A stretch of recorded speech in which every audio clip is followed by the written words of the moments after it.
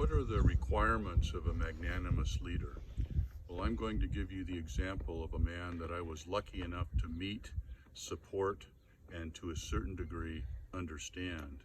This man went on to become the chief executive officer of the Ford Motor Company after having been the chief executive officer of the commercial division of a major aerospace company. This man incorporated 10 principles into his line of thinking and made sure that his followers, in other words his employees, knew what these 10 steps were, and he kept them up to date on his story every step of the way from the mid-2000s up until the time that he moved to Ford. This man clearly demonstrated how to pioneer change. He did it while navigating safely.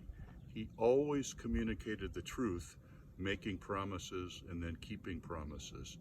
He also remembered the history of all those executives that were before him and the great contributions that they made so that he could continue to follow what they had put out in front of him. He worked diligently to make sure that his objectives were met.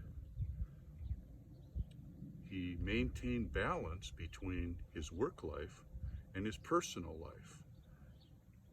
He also showed care for all of those employees that worked for him, as well as the customers who bought the commercial aircraft. And one of the things that he did is that he balanced his profit with making sure that he was doing something for the community. The customers, the community, and the people that worked for him were all equally important. He developed plans by coming up with creative ideas. He solved those problems that came up creatively by using root cause analysis and helping his folks work through that. He maintained excellent relationships in all phases of the business: his customers, his employees, his suppliers, and the stakeholders of the company.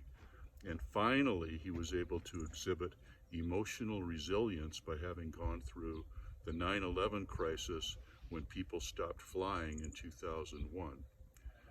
The bottom line of this is that this man was able to incorporate all the major principles of essential workers, and he showed the people how to do that.